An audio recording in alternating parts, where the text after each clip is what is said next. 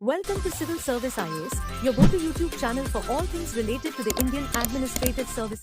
दोस्तों, साल 2016 में मध्य प्रदेश देश का पहला ऐसा स्टेट बना जहां पर मिनिस्ट्री ऑफ हैप्पीनेस की शुरुआत की गई। इसके लिए एक हैप्पीनेस डिपार्टमेंट भी बनाया गया और 30 से ज्यादा लोगों को इस डिपार्टमेंट के लिए रिक्रूट किया गया। देखा जाए तो उसका मेन पर्पस था स्टेट में हैप्पीनेस को स्प्रेड करना। लेकिन दोस्तों, जिस स्टेट की 1/3 पॉपुलेशन बिलो पॉवर्टी लाइन अपनी जिंदगी गुजार रही हो, जहाँ की इकोनॉमी में इंडस्ट्रीज और स्टेबल एम्प्लॉयमेंट की कमी हो, जो स्टेट फार्मर सुसाइड और वुमेन की पुअर सेफ्टी जैसे इश्यूज में देश के टॉप स्टेट्स में आता हो, ऐसे में सवाल ये उठता है कि कैसे स्टेट की हैप्पीनेस को सिर्फ 30 लोगों के डिपार्टमेंट से इंश्योर किया जा सकता है। दोस्तों, सदियों से अपने रिच कल्चर, मिनरल्स और नेचुरल रिसोर्सेज की वजह से एमपी पे बड़े बड़े राजाओं ने रूल किया और जब देश आजाद हुआ तो सभी को इससे काफी उम्मीदें थी। लेकिन मध्य प्रदेश अपने सोशियो इकोनॉमिक डेवलपमेंट से ही स्ट्रगल कर रहा है और आज भी वो देश का दूसरा सबसे बड़ा हिस्सा होने के साथ ही देश के सबसे गरीब राज्यों में से एक है।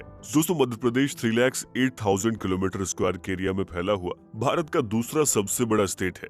यहाँ देश की लगभग 6% पॉपुलेशन निवास करती है और देखा जाए तो ये राज्य अपने आप में एक समृद्ध इतिहास को समेटे हुए है, जो दुनिया भर में भारत के रिप्रेजेंटेशन में काफी इम्पोर्टेंट साबित होती है। दोस्तों, एंशिएंट पीरियड में इस रीजन पर नंदा एम्पायर, मौर्य एम्पायर और गुप्ता एम्पायर का रूल हुआ करता था और इसी के चलते मध्य प्रदेश एक रिच और वेल्दी स्टेट हुआ करता था। जबकि अर्ली मीडिवल पीरियड में इस रीजन पर परमार और चंदेल राजपूतों ने राज किया। आपको बताते चले कि चंदेला रूलर्स ने ही मध्य प्रदेश के फेमस खजुराहो मंदिर का निर्माण कराया, जो आज भी दुनिया भर के टूरिस्ट के लिए एक बेहतरीन क्रिएशन है। देखा जाए तो आगे 14th सेंचुरी तक आते आते यहाँ पर मालवा स्टेट के रूलर्स का राज हो गया, जिसके बाद मुगल, फिर मराठास और फिर ब्रिटिशर्स ने इस इलाके पर रूल किया। दोस्तों, ब्रिटिश रूल के टाइम ही ग्वालियर, इंदौर और भोपाल जैसे प्रिंसली स्टेट बने, जिन्हें बाद में मॉडर्न डे मध्य प्रदेश में शामिल किया गया और आजादी के बाद 1956 में जाकर मध्य प्रदेश एक स्टेट की तरह रिकॉग्नाइज्ड हुआ और तब छत्तीसगढ़ भी इसी का पार्ट हुआ करता था।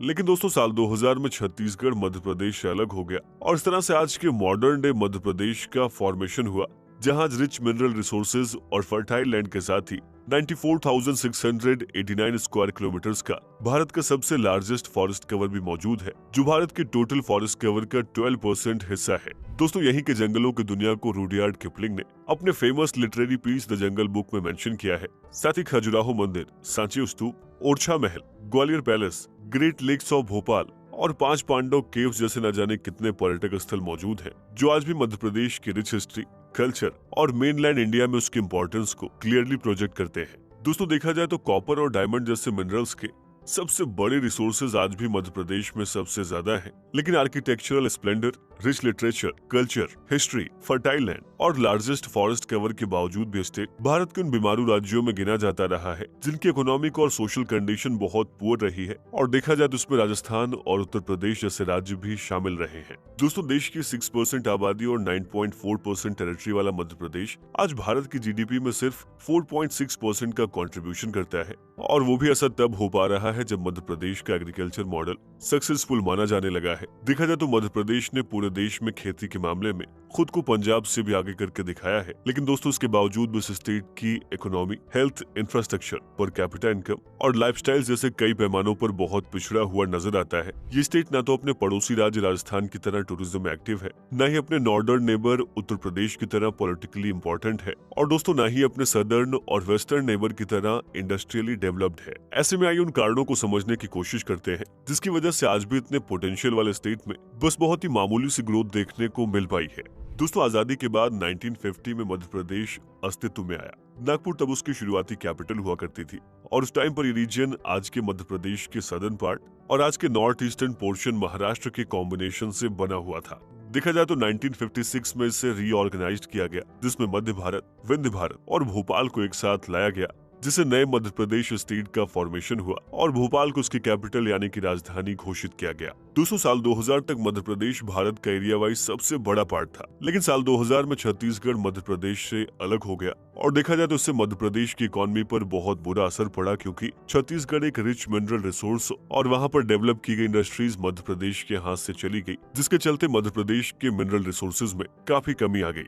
देखा जाए तो उसके बाद मध्य प्रदेश में इंडस्ट्रीज खत्म हो गई और मध्य प्रदेश के पास जो बचा था वो थी खेती करने के लिए जमीन। दोस्तों, साल 2005 तक मध्य प्रदेश एग्रीकल्चर में भी कुछ खास नहीं कर पा रहा था और इसकी वजह ये थी कि मध्य प्रदेश के अनइवन डिस्ट्रीब्यूशन और टोपोग्राफी के चलते हर जगह की सॉइल कंडीशन और उसके हेल्थ के मेजरमेंट की जरूरत थी, जिसमें मध्य प्रदेश बहुत पीछे था।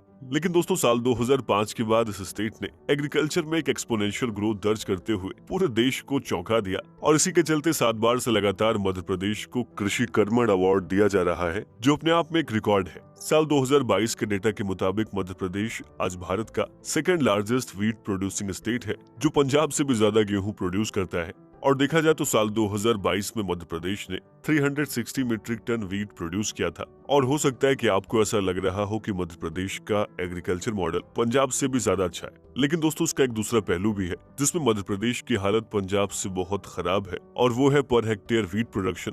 देखा जाए तो पंजाब में जहां per hectare wheat production 47 quintal है, वहीं मध्य प्रदेश में ये 30 to 35 क्विंटल ही है। यानी इसका मतलब ये हुआ कि किसानों को बड़ी जमीन पर ज्यादा पैसे खर्च करके फसल उगानी पड़ती है, जिससे उन्हें जो फायदा होना चाहिए वो पंजाब के किसानों की तुलना में बहुत कम है। दोस्तों यही कारण है कि मध्य प्रदेश के किसान स्टेट के रिकॉर्ड एग्रीकल्चर ग्रोथ के बावजूद भी बड़ी संख्या में सुसाइड करने को मजबूर है। देखा जाए तो आज भले ही मध्य प्रदेश के एग्रीकल्चर मॉडल की बात की जा रही हो, लेकिन दोस्तों इसके बावजूद भी मध्य प्रदेश भारत का चौथा सबसे गरीब राज्य है। साथ ही यहाँ की 1/3 पॉपुलेशन बिलो पॉवर्टी लाइन अपनी जिंदगी को गुजार रही है, और मध्य प्रदेश के इस एग्रीकल्चरल डेस्परेशन की वजह से उसके कई नुकसान को भी अनदेखा किया जा रहा है, जिसमें फर्टिलाइजर का अधिक इस्तेमाल शामिल है। और देखा जाए तो ये मध्य प्रदेश के कई डिस्ट्रिक्ट के फर्टाइल लैंड को पूरी तरीके से बर्बाद कर रहे हैं। साथ ही दोस्तों सेट स्टैंडर्ड से ज्यादा फर्टिलाइजर के इस्तेमाल से ये लैंड आने वाले समय में पूरी तरह से खराब भी हो सकते हैं। ऐसे में मध्य प्रदेश का एग्रीकल्चर मॉडल भले ही सबसे बेहतरीन हो, लेकिन फिलहाल वो मध्य प्रदेश को एक stable socio economical growth provide कराता हुआ नजर नहीं आ रहा है। और दोस्तों ऐसा इसलिए है क्योंकि आज भी मध्य प्रदेश की इंडस्ट्रियल ग्रोथ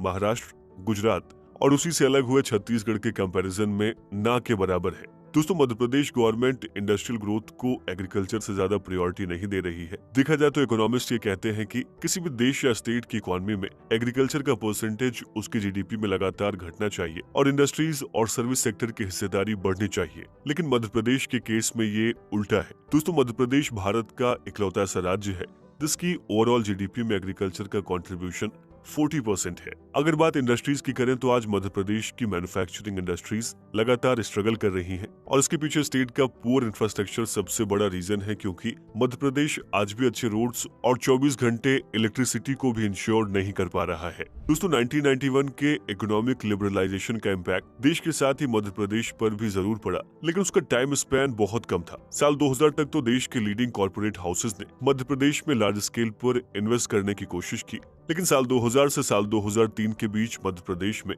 डी इंडस्ट्रियलाइजेशन का एक ऐसा दौर आया जिसमें वहां की इंडस्ट्रियल ग्रोथ रुक सी गई। और दोस्तों इस डी इंडस्ट्रियलाइजेशन का बड़ा कारण ये था कि छत्तीसगढ़ से मध्य प्रदेश का अलग हो जाना। और ऐसा हम इसलिए कह रहे हैं क्योंकि 1991 से 2000 तक जितनी बड़ी इंडस्ट्रीज डेवलप हुई थी वो ज्यादातर छत्तीसगढ़ के रीजन्स में ही हुई थी। दोस्तों इसके बाद मध्य प्रदेश गवर्नमेंट ने प्राइवेट इन्वेस्टमेंट को लाने की काफी कोशिशें की, लेकिन ना तो इंडियन कंपनीज और ना ही कोई बड़ा फॉरेन इन्वेस्टमेंट मध्य प्रदेश में आ पाया। देखा जाए तो जो इन्वेस्टमेंट आए भी उनमें सबसे ज्यादा पन्ना के डायमंड माइंस डायमंड एक्सट्रैक्शन के लिए आए, लेकिन दोस्तों आप भी जानते हैं कि यहाँ से एक्सट्रैक्ट किए हुए डायमंड को सूरत ले जाकर प्रोसेस किया जाता है, जिससे मध्य प्रदेश को कोई खास फायदा नहीं होता है। हालांकि भारत की बड़ी कंपनीज में बाबा रामदेव की पतंजलि ने मध्य प्रदेश में इन्वेस्टमेंट किया, लेकिन दोस्तों पतंजलि यहाँ पर सिर्फ प्रोसेसिंग का ही काम करती है, यानी पतंजलि का मैन्युफैक्चरिंग प्लांट यहाँ पर नहीं है। दोस्तों आज भले ही मध्य प्रदेश एक एग्रीकल्चर बेस्ड इकोनॉमी बना हुआ है, लेकिन वो एग्रीकल्चर प्रोडक्ट्स की प्रोसेसिंग और उनके फाइनल प्रोडक्ट की मैन्युफैक्चरिंग में अभी भी बहुत पीछे है।